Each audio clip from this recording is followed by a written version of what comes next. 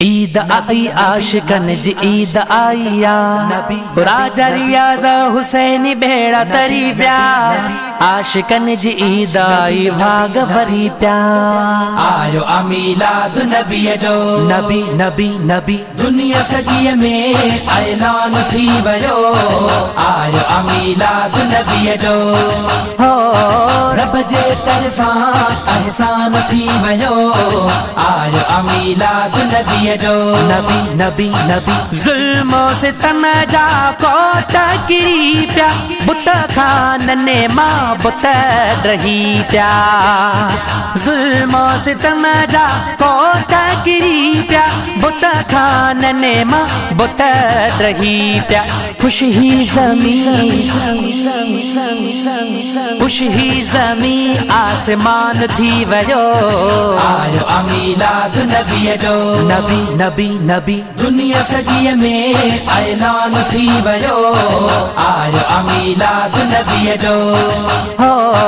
रब जे तरफा एहसान थी वयो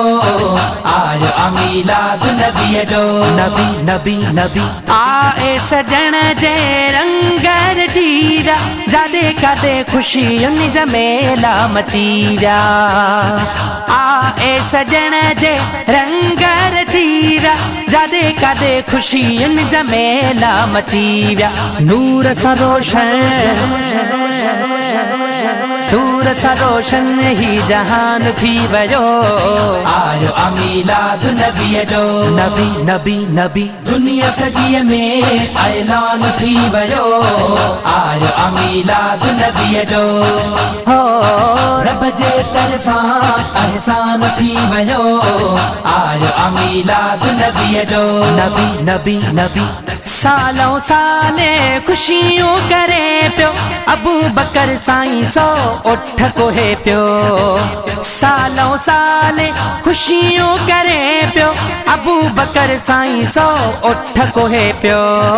तॾहिं त वक्त जो सुल्तान थी वयो आयो अमीलाद नबी जो नबी नबी नबी दुनिया सजी में ऐलान थी वयो आयो अमीलाद नबी जो हो रब जे तरफा एहसान थी वयो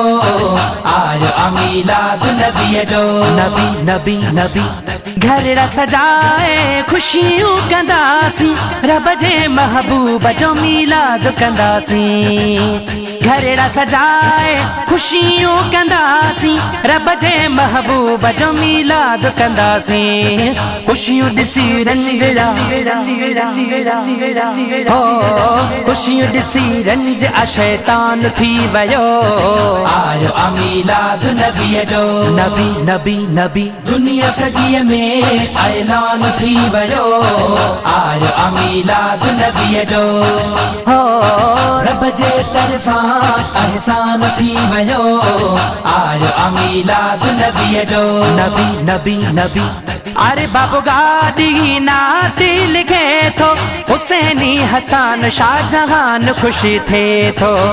अरे बाबू गाड़ी की शान लिखे थो हुसैनी हसन शाहजहान खुशी थे थो मशहूर दुनिया में हो मशहूर दुनिया में सलमान थी वयो आयो अमीलाद नबी जो नबी नबी नबी दुनिया सजी में